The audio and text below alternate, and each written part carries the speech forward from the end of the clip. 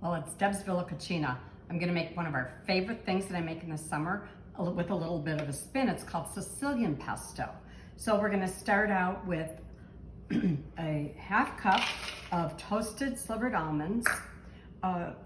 It says 1 clove of garlic. I like to put a few extra because otherwise it just doesn't have a lot of taste. That was from my garden. A cup of packed basil, also from my garden. See why I like making it.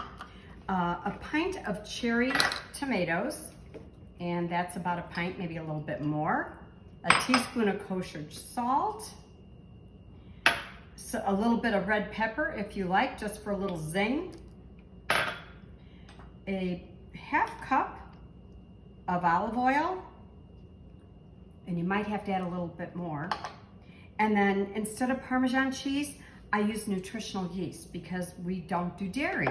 And you'll be surprised just how great it really is. So I'll be back in a minute. I'm gonna spin this up and you'll see what it looks like.